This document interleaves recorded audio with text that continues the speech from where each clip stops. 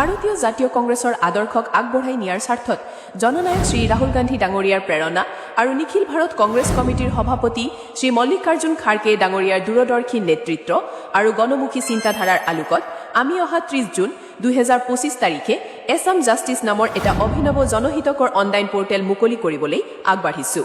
শ্ৰী ৰাহুল গান্ধী ডাঙৰীয়াৰ নেতৃত্বত অনুষ্ঠিত ভাৰত জোড়ো যাত্ৰা আৰু ভাৰত জোড়ো ন্যায় যাত্ৰাই আমাৰ দেশৰ শোষিত পিছপৰা আৰু অধিকাৰৰ পৰা বঞ্চিত শ্ৰেণীৰ অধিকাৰৰ বাবে কাম কৰিবলৈ আমাক গভীৰভাৱে প্ৰেৰণা যোগাইছে।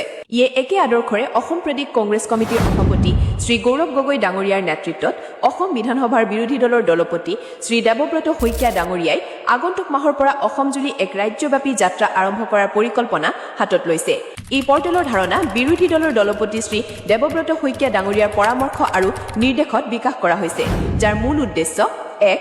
বুথ পৰ্যায়ৰ পৰাই জনতাৰ সমস্যাবোৰ সংগ্ৰহ কৰা, 2. সাংবিধানিক প্ৰক্ৰিয়া অনুসৰি সেইবোৰ দাঙি ধৰা, 3. চৰকাৰক প্ৰয়োজন অনুসৰি জবাবদিহিতাৰ সন্মুখীন কৰোৱা। এই পৰ্টেলটো কিয় প্ৰয়োজনীয়? আমি অনুভৱ কৰিছো যে নিৰ্বাচনৰ সময়ত বিজেপি দলে প্ৰচাৰ কৰা প্ৰতিশ্ৰুতিসমূহ বাস্তৱত সফল হোৱা নাই, কিন্তু জনতাই মাত মাতিব নোৱাৰাৰ বাবে তেওঁলোকে একেবোৰ ভুৱা প্ৰতিশ্ৰুতি প্ৰতিটো নিৰ্বাচনতে দোহাৰি থাকে। আজিও সাধাৰণ মানুহৰ হাতত নিজৰ সমস্যা সৰলভাৱে উত্থাপন কৰাৰ নিৰ্ভৰযোগ্য মঞ্চ নাই। এই পৰ্টেলটোৱে নাগৰিক আৰু বিৰোধী দলৰ মাজত সাংবিধানিক অধিকাৰ আৰু জবাবদিহিতাৰ এক সেতু হিচাপে কাম কৰিব। পৰ্টেলটোৰ কাম কাজৰ বিষয়ে 1. অভিযোগ দাখিলৰ সুবিধা। যিকোনো নাগৰিকে নিজৰ অঞ্চল, গাঁও, পঞ্চায়ত বা বুথ পৰ্যায়ৰ পৰা সমস্যা, অভিযোগ বা পৰামৰ্শ এই পৰ্টেলত দাখিল কৰিব পাৰিব। প্ৰথম পৰ্যায়ত প্ৰত্যেকটো অভিযোগ প্ৰাসংগিক বিভাগ বা মন্ত্ৰীৰ ওচৰলৈ প্ৰেৰণ কৰা হ'ব, যাতে সমস্যা দ্ৰুত সমাধানৰ দিশে আগবাঢ়ে। দ্বিতীয় পৰ্যায়ত বিধানসভাত উত্থাপন। গুৰুত্বপূৰ্ণ আৰু সমষ্টিগত সমস্যাবোৰ বিধানসভাতো যথাযথভাৱে তুলি ধৰা হ'ব। তৃতীয় পৰ্যায়ত সংসদত উত্থাপন। পৰৱৰ্তী পৰ্যায়ত ৰাইজৰ বৃহৎ সমস্যাবোৰ ভাৰতীয় সংসদতো তুলি ধৰি ৰাষ্ট্ৰীয় দৃষ্টিৰেখাত আনি সেয়া সমাধানৰ বাবে প্ৰয়াস চলোৱা হ'ব। ডাটা পৰিচালনা।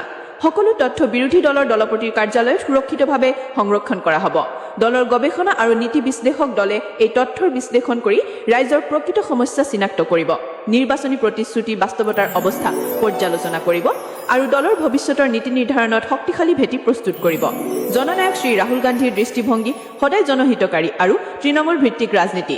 এই পৰ্টেলৰ জৰিয়তে প্ৰতিজন নাগৰিকে নিজৰ অভিযোগ ডিজিটেলভাৱে দাখিল কৰিব পাৰিব। সাংবিধানিক প্ৰক্ৰিয়া অনুসৰি সমস্যাৰ সমাধান বিচৰা হ'ব। অসমত জনজবাবদিহি আৰু হস্ত বিৰোধীৰ এক শক্তিশালী ভূমিকা গঢ়ি তোলা হ'ব। www.assamjustice.com ই জনগণৰ অধিকাৰ, বিশ্বাস আৰু সংলাপৰ এক উজ্জ্বল আৰু গণতান্ত্ৰিক মঞ্চ হ'ব। আমাৰ লক্ষ্য প্ৰতিটো বুথ, প্ৰতিটো পঞ্চায়তৰ প্ৰতিটো কণ্ঠই শুনা যাওক, সমস্যাসমূহ সমাধান হওক আৰু গণতান্ত্ৰিক দায়িত্ববোধ অটুট থাকক। ধন্যবাদ।